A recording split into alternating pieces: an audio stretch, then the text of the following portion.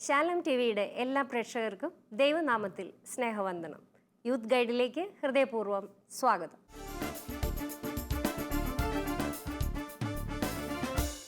യുവജനങ്ങൾക്ക് നല്ലൊരു മാർഗനിർദ്ദേശിയായി youth guide എപ്പോഴും കൂടെയുണ്ടെന്നറിയുന്നതിൽ സന്തോഷമുണ്ട്. ഇന്ന് നമ്മുടെ കത്തുകൾക്ക് മറുപടി നൽകുന്നതിനായി പ്രശസ്ത ഫാമിലി കൗൺസിലറായ ശ്രീമതി ഗ്രേസ്ലാൽ നമ്മോടൊപ്പം ഉണ്ട്. മാഡത്തിന് സ്വാഗതം. യുവജനങ്ങളുടെ പ്രതിനിധിയായി നമ്മോടൊപ്പം ഉള്ളത് അധ്യാപകനും സുവിശേഷ പ്രഘോഷകനുമായ ശ്രീ ടോമി പെരുവിലങ്ങാട്ടാണ്. സാറിനും ഈ പ്രോഗ്രാമിലേക്ക് സ്വാഗതം ചെയ്യുന്നു. നമുക്ക് ആദ്യത്തെ കത്ത് വായിക്കാം. എൻ്റെ വിവാഹം കഴിഞ്ഞിട്ട് 15 വർഷമായി. നല്ല ബന്ധങ്ങൾ കാത്തു സൂക്ഷിക്കുന്ന ഒരു കുടുംബത്തിൽ ജനിച്ചവളാണ് ഞാൻ. അതുകൊണ്ട് തന്നെ ഭർത്താവിൻ്റെ വീട്ടിലും അങ്ങനെ ആവണമെന്ന് ഞാൻ ആഗ്രഹിച്ചു. ഭർത്താവിന് മൂത്ത 2 സഹോദരിമാരാണുള്ളത്. അവരും വിവാഹിതരാണ്. പക്ഷേ കുടുംബത്തിൽ ഇപ്പോഴും അവർ പറയുന്നതേ നടക്കൂ. എൻ്റെ ഭർത്താവിന് ഒരു വോയിസുമില്ല. അപ്പനും അമ്മയും ഉണ്ടെങ്കിലും അവർ പറയുന്ന കാര്യങ്ങൾ മാത്രമേ നടക്കൂ. ഈയിടെയായി വീട്ടിൽ നിന്ന് നല്ല പാത്രങ്ങളും ഫർണിച്ചറുകളുമൊക്കെ അവർ അവരുടെ വീട്ടിലേക്ക് കൊണ്ടുപോകുന്നു. ഞങ്ങളുടെ അപ്പനും അമ്മയും ഉണ്ടാക്കിയതാണ്, നീ ആരാ ചോദിക്കാൻ, ഇത് ഞങ്ങൾക്ക് കൂടി അവകാശപ്പെട്ടതാണ് എന്നാണ് അവർ പറയുന്നത്. ഭർത്താവ് നിസ്സഹായനായി നോക്കി നിൽക്കുകയുള്ളൂ. എനിക്ക് എന്ത് ചെയ്യാൻ കഴിയും? പല കുടുംബങ്ങളിലും പഴയ കാലം മുതൽ ഉണ്ടായി വന്നിട്ടുള്ള ഒരു നാത്തൂൻ പോരും ആ പ്രശ്നങ്ങളിലേക്കാണ് ഈ കത്ത് വിരൽ ചൂണ്ടുന്നത്. ഈ കാലഘട്ടങ്ങളിലും ഇങ്ങനെയുള്ള കുടുംബങ്ങളുണ്ട് എന്നുള്ളതാണ് നമുക്ക് വളരെ വേദനയോടെ തന്നെ ഓർക്കേണ്ടി വരുന്നൊരു കാര്യം. കാരണം പണ്ട് നമുക്ക് എഡ്യൂക്കേഷൻ ഇല്ലായിരുന്നു, അല്ലെങ്കിൽ ഇത്രയേറെ ലോക പരിചയങ്ങളോ ഒന്നും ഇല്ലായിരുന്നു. ആ കാലഘട്ടങ്ങളിൽ നടന്ന പ്രാകൃതമായ ചില ആശയങ്ങളും ചിന്താഗതികളും ഇന്നത്തെ കാലഘട്ടത്തിലും തുടരുന്നു എന്ന് അറിയുന്നതിൽ നമുക്ക് സങ്കടം തോന്നുക. കാരണം ഇതുപോലെ നിസ്സഹായത അനുഭവിക്കുന്ന ധാരാളം പെൺകുട്ടികളുണ്ട്. കാരണം പല വീടുകളിലും മൂത്ത പെൺകുട്ടികളെ പെൺകുട്ടികളാണ് ഇളയത്തുങ്ങളെ വളർത്തുന്നത്. അമ്മയോടൊപ്പം അടുക്കളയിൽ ജോലി ചെയ്യുന്നത്, വീട്ടിലെ കാര്യങ്ങൾ ചെയ്യുന്നത്, ഇളയ കുഞ്ഞുങ്ങളെ കുളിപ്പിക്കുന്നത് തൊട്ട് വളർത്തുന്നത് തൊട്ട് അമ്മ ഉണ്ടെങ്കിൽ പോലും അമ്മയോടൊപ്പം ജോലി ചെയ്ത് അവർക്ക് അവിടെ ഒരു സ്ഥാനമുണ്ട്. ഇവിടെ മൂത്ത 2 പെൺകുട്ടികൾ വീട്ടിലെ ആ സ്ഥാനം അലങ്കരിച്ചിരുന്നവരാ. വീട്ടിലെ കാര്യങ്ങളെല്ലാം ഭംഗിയായി നടന്നു. ഇളയാള് വന്നപ്പോൾ അവനെ വളർത്തി, അവനെ കല്യാണം കഴിപ്പിച്ചു. അപ്പൊ കല്യാണം കഴിച്ച പെണ്ണ് വന്നു കഴിഞ്ഞപ്പോഴും ഈ പെൺകുട്ടികള് കല്യാണം കഴിച്ച് വിട്ടോരാ, യാതൊരു കാര്യമില്ല ഇങ്ങോട്ട് എപ്പോഴും വരാൻ. ഇങ്ങനെയുള്ള പെൺപിള്ളേർക്ക് അവനവൻ്റെ വീട്ടിൽ നിന്നാൽ മതി. ഇടയ്ക്കിടയ്ക്ക് ഇങ്ങോട്ട് വരിക, ഇവിടെ വന്ന് ഇവിടുത്തെ കാര്യങ്ങളെല്ലാം വീടെല്ലാം ഒന്ന് തൂത്തുവാരി അടിച്ചു തുടച്ച് വൃത്തിയാക്കി, എന്നിട്ട് നാത്തൂനെ കുറച്ച് കുറ്റം പറയും. ഇവൾക്ക് വൃത്തിയില്ല, ഇവളൊന്നും ചെയ്യുന്നില്ല, അവളെ കുറച്ച് കുറ്റം പറയും, ആങ്ങളയോടും പറയും, അമ്മയോടും അപ്പനോടും പറയും. അങ്ങനെയാണ് ആദ്യം ഇവരുടെ സ്ഥാനം ഇവർ ഉറപ്പിക്കുന്നത്. അപ്പം ഇവർ വന്നാലേ വീട് ഭംഗിയായി കിടക്കത്തുള്ളൂ. ഇവർ പോയ പിന്നെ വീട്ടിലെ സർവ്വ ഐശ്വര്യങ്ങളും അവർ കൂടെ കൊണ്ടുപോയി. അപ്പം ഇങ്ങനെയുള്ള ധാരണകൾ പുലർത്തുന്ന പെൺകുട്ടികളുണ്ട്. എന്നിട്ട് ഇവിടെ വന്നു കഴിഞ്ഞ് ഇപ്പൊ ഇവര് ചെയ്യുന്ന എന്നാന്ന് ചോദിച്ചു കഴിഞ്ഞാൽ നല്ല നല്ല പല സാധനങ്ങളും കാണും. പഴയ തറവാടായിരിക്കും. പഴയ തറവാട്ടിൽ ഒത്തിരി ചങ്ങഴി തൊട്ട് നാഴി തൊട്ട് ഇങ്ങനെ ഒത്തിരി സാധനങ്ങളുണ്ട്. ഇതെല്ലാം പെറുക്കി ബാഗിനകത്താക്കി കൊണ്ടുപോവുക. അപ്പൊ കൊണ്ടുപോകുമ്പോ ഒരു പക്ഷെ ഈ പെണ്ണ് ചോദിക്കുന്നുണ്ട്, ഇതിവിടെ ഇരിക്കേണ്ടതല്ലേ? അപ്പൊ നിനക്കെന്താ കാര്യം? നീ വന്നു കയറിയോളല്ലേ? ഞങ്ങളുടെ വീട്ടിലുള്ളത് ഞങ്ങൾക്ക് അവകാശപ്പെട്ടതാണ്. അപ്പോൾ അതാണ് ഇവിടുത്തെ ഒരു പ്രോബ്ലം എന്ന് പറയുന്നത്. ഭർത്താവ് ഒരു പക്ഷേ പെങ്ങന്മാരോട് വഴക്കുണ്ടാക്കണ്ട, പിണങ്ങണ്ട, ചേച്ചിമാരല്ലേ എന്ന് വിചാരിക്കും. പക്ഷെ അവളെ സംബന്ധിച്ചിടത്തോളം അവൾക്ക് ധൈര്യമായിട്ട് പറയാൻ പറ്റണം, ഇത് നിങ്ങൾക്ക് നിങ്ങളുടേതായ വീടുണ്ട്, നിങ്ങളുടെ ഭർത്താവുണ്ട്, നിങ്ങൾക്ക് ഒരു കുടുംബമുണ്ട്, നിങ്ങൾക്ക് വരാം, എപ്പോൾ വേണമെങ്കിലും വരാം, ഞങ്ങളുടെ കൂടെ സന്തോഷമായിട്ട് കഴിയാൻ, നിങ്ങൾക്ക് തിരിച്ചു പോവാം. പക്ഷെ ഞങ്ങളുടെ പേഴ്സണൽ കാര്യങ്ങളിലോ ഞങ്ങളുടെ വീട്ടിലെ കാര്യങ്ങളിലോ ഇടപെടേണ്ട കാര്യമില്ല. ഇത് എല്ലാ സ്ത്രീകളും മനസ്സിലാക്കിയിരിക്കേണ്ട ഒരു കാര്യമാണ്. എനിക്ക് സമാന സ്വഭാവമുള്ള കേസുകളൊക്കെ വരാറുണ്ട്. ഇവിടെ വീതം വെക്കുമ്പോഴത് ഇതേ പ്രശ്നമായിട്ട് വരാറുണ്ട്. കാരണം സ്ത്രീധനം എല്ലാം കൊടുത്തൊക്കെ കെട്ടിച്ചു വിട്ടതാ.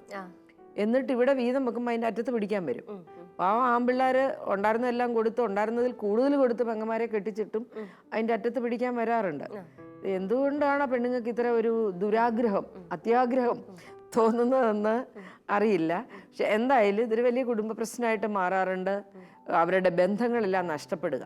കുടുംബം എന്ന് പറയുന്നത് ഭംഗിയായിട്ട് പോകണമെങ്കിൽ സഹോദരന്മാർ തമ്മിൽ ഐക്യം ഉണ്ടാവണം. സഹോദരന്മാരും സഹോദരിമാരും തമ്മിലും ഐക്യം ഉണ്ടാകണം. നമ്മൾ പ്രഭാഷകന്റെ പുസ്തകത്തിൽ വായിക്കുന്നുണ്ടല്ലോ, ലോകത്തിലേക്കും ഏറ്റവും ശ്രേഷ്ഠമായ 3 കാര്യങ്ങൾ. ഒന്ന്, ഭാര്യ ഭർത്താക്കന്മാർ തമ്മിലുള്ള ലയം, സഹോദരന്മാർ തമ്മിലുള്ള ഐക്യം, അയൽക്കാർ തമ്മിലുള്ള സൗഹൃദം. വലിയ 3 കാര്യങ്ങളാണ്. ഈ 3 കാര്യങ്ങൾ നമുക്ക് ഉണ്ടാക്കിയെടുക്കാൻ പറ്റുന്ന കാര്യങ്ങളാണ്. സ്വന്തം വീടിനെ വല്ലപ്പോഴും ചെന്ന് കയറാൻ പറ്റുന്ന നല്ലൊരു സ്ഥലമായിട്ട് കാണാൻ. അല്ലെങ്കിൽ വിവാഹിതരായ പെൺകുട്ടികൾക്ക് പിന്നീട് അവരുടെ വീടെന്ന് പറയുന്നത് ഭർത്താവിന്റെ വീടാണ്. തീർച്ചയായിട്ടും ഇത് ഭർത്താവിന്റെ വീട്ടില് അവർക്ക് പിന്നെ ഒരു സ്ഥാനം ഉണ്ടാകാൻ വേണ്ടി ഇതെല്ലാം പെറുക്കി കൊണ്ടുചെല്ലുന്നേ. വീട്ടിൽ ഒന്നും കൂടെ ഒരു സ്ഥാനം ഉണ്ടാവുമല്ലോ. അവിടുന്ന് കൊണ്ടുവന്നാണ്, അവിടുന്ന് കൊണ്ടുവന്നാണ്, എൻ്റെ വീട്ടിൽ നിന്ന് തന്നാണെന്ന് പറയാൻ വേണ്ടിയായിരിക്കും. ഇതൊക്കെ വെറും ചീപ്പായ ചിന്താഗതികളാണ്. അതിൽ നിന്ന് നമ്മൾ മാറേണ്ടിയിരിക്കുന്നു. കാരണം അവനവൻ്റെതായ കുടുംബ സാഹചര്യങ്ങൾ, അവിടെ ഉള്ള ഇല്ലായ്മയും ഉള്ളായ്മയും വല്ലായ്മയും അത് നമ്മൾ സ്വീകരിച്ചുകൊണ്ട് അതിനെ ഭംഗിയായിട്ട് കൊണ്ടുപോവുക. ഇങ്ങനെയുള്ള സാഹചര്യങ്ങൾ കൈകടത്താൻ, നമ്മുടെ കുടുംബജീവിതത്തിലേക്ക് കൈകടത്താൻ വേറെ ആരെയും അനുവദിക്കാതിരിക്കുക. ഞാനിപ്പോൾ ഇവിടെ പറയാൻ ആഗ്രഹിക്കുന്ന ഒരു കാര്യം, ഭാര്യയ്ക്കും ഭർത്താവിനും മാത്രമായിട്ടൊരു സർക്കിൾ വേണം. ആ സർക്കിളിൽ ആരും വരണ്ട. മക്കൾക്ക് പോലും അതിന് വെളിയിൽ നിന്നാൽ മതി. ഭാര്യയും ഭർത്താവും മാത്രമായിട്ട് ആലോചന ചോദിക്കുക, ഒരുമിച്ച് പ്രാർത്ഥിക്കുക. അവർക്കൊരു പ്രൈവറ്റ് എല്ലാം വേണം, ഒരു പ്രൈവസി വേണം എല്ലാത്തിനും. അതിനകത്ത് അപ്പനോ അമ്മയോ പെങ്ങളോ അളിയനോ ഒന്നും വേണ്ട. അതിന് വെളിയിൽ വേറൊരു സർക്കിൾ, ആ സർക്കിളിൽ എല്ലാവരും ഉണ്ടാവാം. അങ്ങനെയാണ് ബന്ധങ്ങൾ നമ്മൾ കീപ്പ് ചെയ്തുകൊണ്ട് പോകുന്നത്. ഇവർക്കെല്ലാം അങ്ങനെ കൊച്ചു ഉണ്ടല്ലോ, പെങ്ങന്മാർക്കും ഉണ്ട്, അപ്പനും അമ്മയും ഉണ്ട്, ഇവർക്കെല്ലാവർക്കും ഉണ്ട് അവനവൻ്റെതായ കുടുംബം. അങ്ങനെ നിന്നുകൊണ്ട് ഒരുമിച്ച് ഒരു ഈസ്റ്ററിനോ അല്ലെങ്കിൽ ഒരു പിന്നെ എന്താ പറയുക ഓണത്തിനോ ഒക്കെ ഒരുമിച്ച് കൂടുക, സന്തോഷമായിട്ട് ഫുഡൊക്കെ കൊണ്ടുവരിക. അപ്പം അത് നമുക്ക് വളരെ സന്തോഷം. അങ്ങനെ പോകുന്ന ധാരാളം കുടുംബങ്ങളുണ്ട്. അപ്പം ഇതിനകത്ത് ഈ പെൺകുട്ടിയോട് ഞാൻ പറയുന്നത്, നട്ടെല്ല് നേരെ നിവർത്തി നിന്ന് ചേച്ചിമാരോട് പറയാൻ പഠിക്കുക. ചേച്ചിമാരെ, നിങ്ങളെ ഭയങ്കര ഇഷ്ടമാണ് എനിക്ക്, പക്ഷെ ഞങ്ങളുടെ വ്യക്തിപരമായ കാര്യങ്ങളിൽ ഇടപെടേണ്ട. എന്നെ ഈ വീട്ടിലേക്ക് കെട്ടിക്കൊണ്ട് വന്നത് ഇവിടുത്തെ ഇത്തരം സാധനങ്ങളും എല്ലാം കണ്ടിട്ടാണ്. എൻ്റെ അപ്പൻ എന്നെ ഇങ്ങോട്ട് കെട്ടിച്ചു വിടുമ്പോൾ എൻ്റെ അപ്പൻ്റെ മനസ്സിലൊരു ഉദ്ദേശം ഉണ്ടായിരുന്നു, ഇതെല്ലാം എൻ്റെ മകൾക്ക് അവകാശപ്പെട്ടാണ്, അത് നിങ്ങൾ പെറുക്കി എടുത്തുകൊണ്ട് പോകുമോ എന്നുള്ള ഉദ്ദേശത്തോടെ അല്ല കെട്ടിച്ചു വിട്ടത്. അതുകൊണ്ട് അത് പാടില്ല, അത് ചെയ്യാൻ പാടില്ല, അത് തെറ്റാണെന്ന് ഭർത്താവിന് പറയാൻ പറ്റുന്നില്ലെങ്കിൽ ഭാര്യയ്ക്ക് വോയിസ് ഉണ്ടാവണം.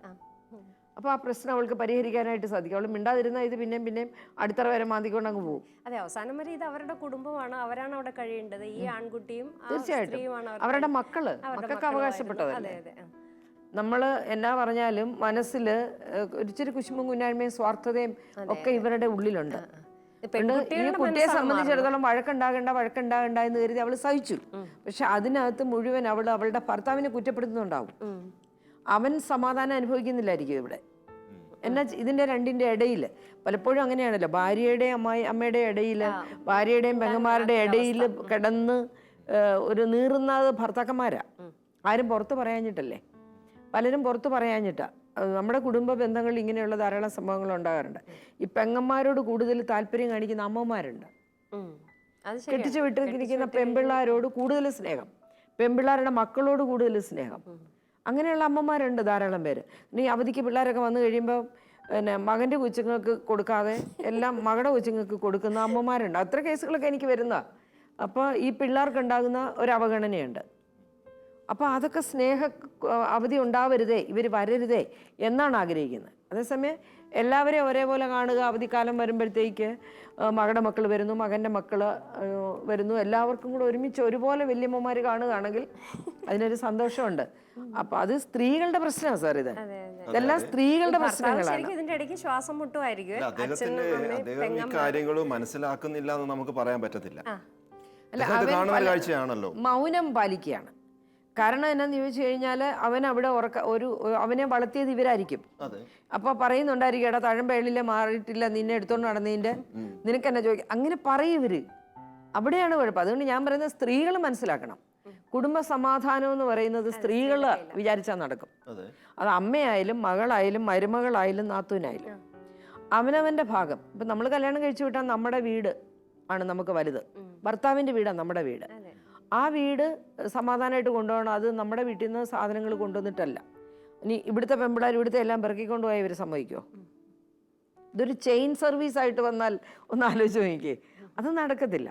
അതുകൊണ്ട് സ്ത്രീകളോട് എനിക്ക് പറയാനുള്ളത് കുടുംബത്തിൽ ഇങ്ങനെയുള്ള അരക്ഷിതാവസ്ഥ സൃഷ്ടിക്കാതിരിക്കുക. ഈ കുട്ടിയോട് എനിക്ക് പറയാനുള്ള ഒരു ഉപദേശം എന്ന് പറയുന്നത്, പിന്നെ പെങ്ങന്മാരോട് ഒരു തുറന്ന സമീപനത്തോടെ സംസാരിക്കുക. ചേച്ചിമാരില്ലേ, ചേച്ചിമാരെ പിണക്കൊന്നും വിടണ്ട. ചേച്ചിമാരെ നിങ്ങളുടെ ആങ്ങളെ നിങ്ങളെ ഒത്തിരി സ്നേഹിക്കുന്നുണ്ട്. അപ്പം നിങ്ങൾ കൊടുക്കുന്ന സന്തോഷമാണ് ഞങ്ങളുടെ കുടുംബജീവിതത്തിൽ വളരെ പ്രധാനമായിട്ട് വേണ്ടത്. അതുകൊണ്ട് നിങ്ങൾ കുറച്ചും കൂടി ആങ്ങളെ മനസ്സിലാക്കാനായിട്ട് ഇവൾക്കൊന്ന് പറഞ്ഞു കൊടുക്കാം. പിന്നെ രണ്ടാമത്തെ കാര്യം എന്ന് പറയുന്നത്, ഇവരോട് കൂടുതൽ വഴക്കുണ്ടാക്കി കുടുംബ ബന്ധങ്ങൾ ശിഥിലമാക്കാതെ സൂക്ഷിക്കാനായിട്ട് അവൾ ശ്രമിക്കുക. ടൈം എന്ന് പറഞ്ഞൊരു സൂത്രമുണ്ട്. കുറച്ച് കഴിയുമ്പോൾ ഇത് മാറിക്കൊള്ളും. 15 വർഷം എന്ന് പറയുന്നത് നല്ല സമയമാണ്, അത്ര കുറവൊന്നുമല്ല. 15 വർഷമായിട്ട് അവൾ സഫർ ചെയ്യാണ്. അതുകൊണ്ട് എന്നും സഫർ ചെയ്യേണ്ട, അവൾ ഇനിഷ്യേറ്റീവ് എടുക്കുക. ഭർത്താവ് മിണ്ടാതിരിക്കുന്നു, അവൾ ഇനിഷ്യേറ്റീവ് എടുക്കുക. അതാണ് എനിക്ക് അവളോട് പറയാനുള്ള ഒരു ഉപദേശം. പെങ്ങന്മാരോട് പറയാനുള്ളത്, ദൈവത്തെ ഓർത്ത് ഇതുപോലെയുള്ള പെങ്ങന്മാർ കല്യാണം കഴിച്ചു വിട്ടാൽ ഭർത്താവിൻ്റെ വീട്ടിൽ നിൽക്കുക, ഇടയ്ക്കിടയ്ക്ക് വന്ന് ശല്യം ചെയ്യാതിരിക്കുക. അവർ നന്നായിട്ട് ജീവിച്ചു പൊക്കോട്ടെ. ആ കുട്ടിയോട് എനിക്ക് മാഡം പറഞ്ഞതുപോലെ ഇപ്പോഴുള്ള ഈ ഒരു സാഹചര്യത്തിൽ ഇത്രയും കാലം ഇതൊക്കെ സഹിച്ചും സ്വീകരിച്ചും മുന്നോട്ട് പോയി. അത് കൊണ്ട് തന്നെ നഷ്ടമൊന്നും വന്നിട്ടില്ല, ഇനി നഷ്ടം വരികാനും പോകുന്നില്ല. കാരണം തൻ്റേതല്ലാത്ത ഒരു കുറ്റം കൊണ്ട് കുടുംബജീവിതത്തിലോ വ്യക്തി ജീവിതത്തിലോ സഹിക്കേണ്ടി വരുമ്പോൾ അതിന് ന്യായമായും ഒരു പ്രതിഫലമുണ്ട്, ഒരു ദൈവികമായ ഒരു ഇടപെടലുണ്ടാവും. അതുകൊണ്ട് സമാധാനമായിരിക്കും.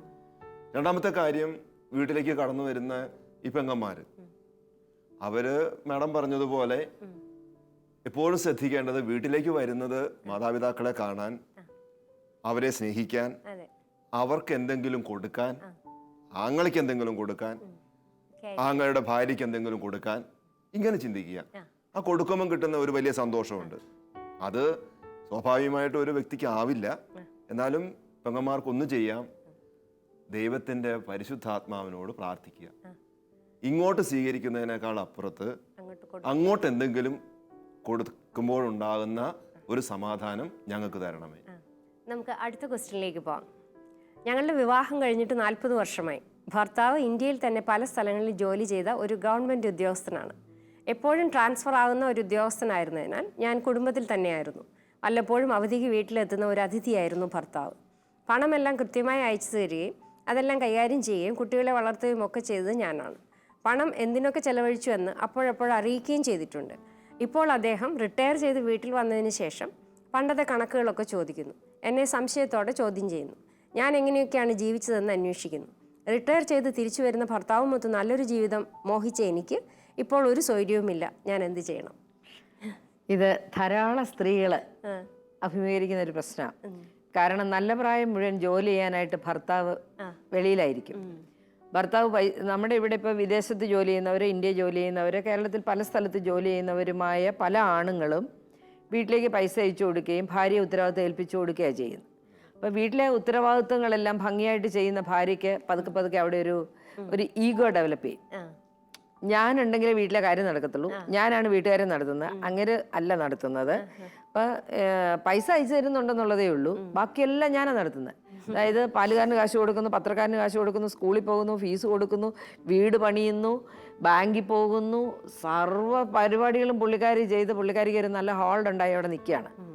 അങ്ങനെ നല്ല എല്ലായിടത്തും ഇനി സമ്മാനം കൊടുക്കുന്നു, കടം കൊടുക്കുന്നു, പലിശ എല്ലാം ചെയ്യുന്നുണ്ട്. അങ്ങനെ നല്ല തൻ്റെ ഇടത്തോടെ നിൽക്കുന്ന സമയത്ത് കാലം കടന്നു പോവുക. ഭർത്താവ് റിട്ടയർ ചെയ്ത് തിരിച്ചു വരിക. ഈ പട്ടാളത്തിൽ നിന്നോ അല്ലെങ്കിൽ വിദേശത്തു നിന്നോ വരുന്ന ഭർത്താക്കന്മാർ വന്നു കഴിയുമ്പോൾ ഓട്ടോമാറ്റിക്കായിട്ട് ആണിൻ്റെ കയ്യിലേക്ക് ഇത്രയും നാൾ ചെയ്തത് കൈമാറ്റം ചെയ്യപ്പെടുക. ഓട്ടോമാറ്റിക്കായിട്ട് ഭർത്താവാണ് അവിടുത്തെ ആളായിട്ട് വരുന്നത്. അപ്പോൾ ഈ ഭാര്യയെ സംബന്ധിച്ചിടത്തോളം അതൊട്ടും സഹിക്കാൻ പറ്റില്ല. അധികാരം കൈവിട്ടുപോയി. അതുവരെ ഞാൻ കൈകാര്യം ചെയ്തിരുന്ന പൈസ, എൻ്റെ പൈസ, അല്ലെ ഞാൻ ചെയ്തുകൊണ്ടിരുന്ന കാര്യങ്ങൾ ഭർത്താവ് ചെയ്യാൻ പോകുമ്പോൾ ഇവൾ അവിടെ പോയി കൈ നീട്ടേണ്ടി വരുന്നു, അല്ലെ ഭർത്താവിനോട് പറയേണ്ടി വരുന്നു. അപ്പോൾ ഭർത്താവ് ഇച്ചിരി പിശുക്കനാണെങ്കിൽ ഭർത്താവ് കുറേ പിശുക്ക് എല്ലാം കൂടെ കാണിക്കുമ്പോൾ പഴയ കണക്കുകൾ അദ്ദേഹം ചോദിക്കാൻ തുടങ്ങുന്നു. അപ്പോൾ ഇവർ തമ്മിൽ ക്ലാഷ് ആവും. ഇത് ഒത്തിരി കുടുംബങ്ങൾ അഭിമുഖീകരിക്കുന്ന, പുറത്ത് ജോലി ചെയ്യുന്ന ഭർത്താക്കന്മാരുടെ കുടുംബങ്ങൾ അഭിമുഖീകരിക്കുന്ന ഒരു പ്രശ്നമാണ്. കാരണം അധികാരം പോയതിൻ്റെ ഒരു വിഷമമാണ്. പിന്നെ മാത്രമല്ല, ഇവർ വാർദ്ധക്യത്തിലായി. യൗവനം മുഴുവൻ ഇവരുടെ വികാരങ്ങൾ, ആഗ്രഹങ്ങൾ, മോഹങ്ങൾ എല്ലാം സപ്രസ് ചെയ്ത് ജീവിച്ചതാണ്. സെപ്പറേറ്റ് ചെയ്ത് നിൽക്കുക. അപ്പോൾ ഇവർ ഒരു സ്വപ്നം കണ്ടിരുന്നു, എല്ലാം കഴിഞ്ഞ് വീടുമൊക്കെ പണിത് ഭർത്താവ് തിരിച്ചു വരുമ്പോൾ ഞങ്ങൾ ഭയങ്കര സന്തോഷമായിട്ട് ജീവിക്കുക, ഞങ്ങൾക്ക് ഒരുമിച്ച് സിനിമയ്ക്ക് പോകാൻ പറ്റുമായിരിക്കും, ഞങ്ങൾക്ക് ഒരുമിച്ച് നല്ല ജീവിതം ഉണ്ടാകുമായിരിക്കും, ഈ മോഹങ്ങളെല്ലാം ഉണ്ടായിരുന്നു. പക്ഷെ ഭർത്താവ് വരുമ്പോൾ മടുത്ത് തളർന്നല്ലോ അദ്ദേഹം, ജോലി ചെയ്ത് മടുത്ത് തളർന്നു. ഭാര്യ മെനോപോസിലായി. ആ സമയം 55 വയസ്സൊക്കെ റിട്ടയർ ചെയ്യുന്ന സമയം എന്ന് പറയുമ്പോൾ ഭാര്യ മെനോപോസിലായി, അവർക്കും ശാരീരികമായ അസ്വസ്ഥതകളായി. അപ്പോൾ ഇവരുടെ സെക്ഷൽ ലൈഫിൽ പ്രോബ്ലം ഉണ്ട്, ഇവരൊക്കെ അസുഖങ്ങൾ പലതും കാണും, പ്രഷർ, പ്രമേഹം, ഇങ്ങനെ എന്താ പറയുക, പല രോഗങ്ങൾ കാണും. മരുന്നുകൾ വാങ്ങിക്കണം രണ്ടുപേർക്കും. ഒരു വല്ലാത്ത അവസ്ഥയാണ് ഈവനിങ്ങിൽ അവർ. അപ്പോൾ അതൊരു വല്ലാത്ത അവസ്ഥയാണ്. അപ്പോൾ ദേഷ്യം കൂടും, പെട്ടെന്ന് ദേഷ്യം വരും, പെട്ടെന്ന് പൊട്ടിത്തെറിക്കുക. അതെല്ലാം ഈ അസുഖങ്ങളുടെ ഭാഗമായിട്ട് വരും, സ്ത്രീകളിലെ മെനോപോസിൻ്റെ ഭാഗമായിട്ട് വരും. അപ്പോൾ ഇത് രണ്ടും കൂടെ കൂടി ചേരുമ്പോൾ ക്ലാഷസ് ഉണ്ടാകും. അതാണിപ്പോൾ ഇവിടെ ഉണ്ടായിരിക്കുന്നത്. അപ്പോൾ അത് നമ്മൾ ചെയ്യാൻ പറ്റുന്ന ഒരു കാര്യം എന്ന് പറയുന്നത്, ഇത്രയും നാളും അവർ സ്വാതന്ത്ര്യം അനുഭവിച്ചല്ലോ, അപ്പം ആ സ്വാതന്ത്ര്യം കിട്ടാതെ വരുന്നതിൻ്റെ ഒരു വിഷമമാണെന്നും, എല്ലാ കുടുംബ ബന്ധങ്ങളിലും ഭർത്താക്കന്മാരാണ് കാര്യങ്ങൾ, ഒരു 80% കുടുംബങ്ങളിലും ഭർത്താക്കന്മാരാണ് കാര്യങ്ങൾ ചെയ്യുന്നതെന്നും ഭാര്യമാർ അതിന് താഴെയാണ് നിൽക്കുന്നതെന്നും ഇവർക്കൊരു ബോധ്യം വേണം. അല്ലാതെ ഭാര്യയല്ല ചെയ്യുന്നത്. ഇവിടെ ഞാൻ ചെയ്തു എന്ന് കരുതി പിന്നീട് എന്താ പറയുക, എപ്പോഴും അവകാശം പിന്നെയും വേണമെന്ന് ആഗ്രഹിക്കാതിരിക്കുക, ഭർത്താവിനൊരു സ്ഥാനം കൊടുക്കുക. ഇത്രയും നാൾ ആ കുടുംബത്തിലൊരു നാഥൻ ഇല്ലാതിരുന്ന വീടാണ്, അപ്പോൾ നമുക്കൊരു നാഥനെ തിരിച്ചു കിട്ടിയിരിക്കുകയാണ്. അത് എൻജോയ് ചെയ്യാൻ പഠിക്കുക, അദ്ദേഹത്തിന്റെ സാമീപ്യം എൻജോയ് ചെയ്യാൻ. ഈ നാൾ ഇവരിങ്ങനെ അകന്നു കഴിഞ്ഞിരുന്നത് കൊണ്ടും വീണ്ടും കൂടുതൽ നാൾ ഒന്നിച്ച് ജീവിക്കാൻ തുടങ്ങി കഴിഞ്ഞപ്പോഴായിരിക്കും ഒത്തിരി റെസ്ട്രിക്ഷൻസ് വരും. കാരണം അതുവരെ ഇവർക്ക് പള്ളി പോകുമ്പോൾ ഇവർക്ക് തോന്നിടത്തൊക്കെ പോകാമല്ലോ, ഭർത്താവില്ലല്ലോ. ബന്ധുവീടുകളിൽ പോകാം, ഷോപ്പിങ്ങിന് പോകാം, അല്ലെ ഫ്രണ്ട്സിൻ്റെ അടുത്ത് പോകാം, അല്ലെ പിന്നെ എന്താ പറയുക, സംഘടനാ പ്രവർത്തനങ്ങൾ എവിടെ വേണേലും പോകാം.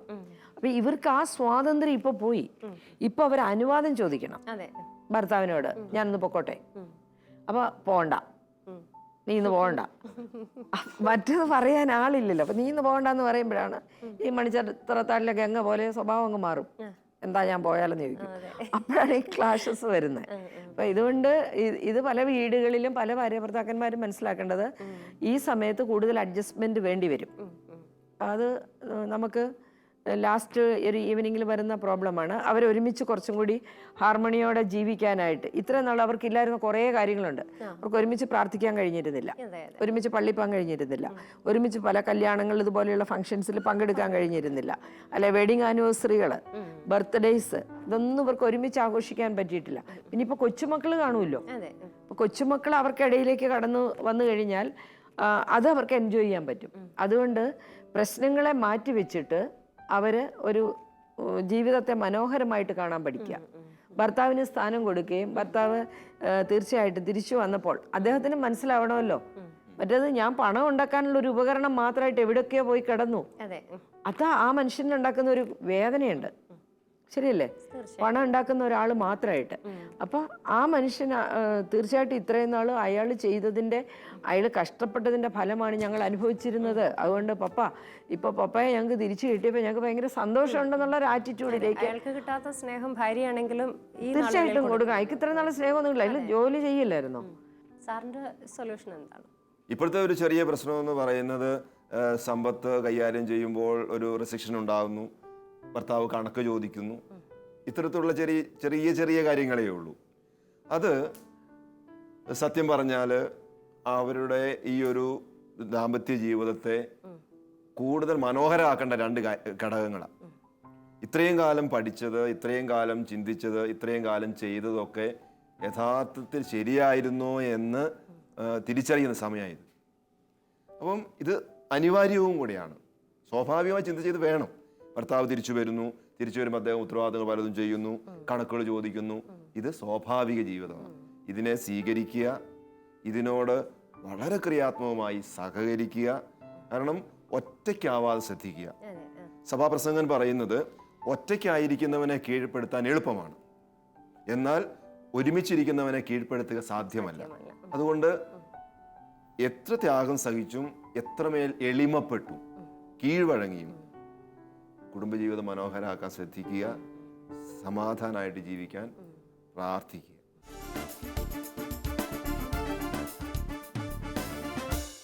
കുടുംബജീവിതത്തിൽ പലതും നമുക്ക് മറക്കാൻ കഴിയണം. ജീവിതം ഒന്നേ ഉള്ളൂ, അത് സുന്ദരമായി ആസ്വദിക്കാൻ കഴിയുക. ഇന്നത്തെ ഈ എപ്പിസോഡ് ഇവിടെ പൂർണ്ണമാകുകയാണ്. നിങ്ങളുടെ വിലയേറിയ അഭിപ്രായങ്ങളും നിർദ്ദേശങ്ങളും പ്രശ്നങ്ങളുണ്ടെങ്കിൽ അവയും ഞങ്ങൾക്ക് എഴുതാൻ മറക്കരുത്.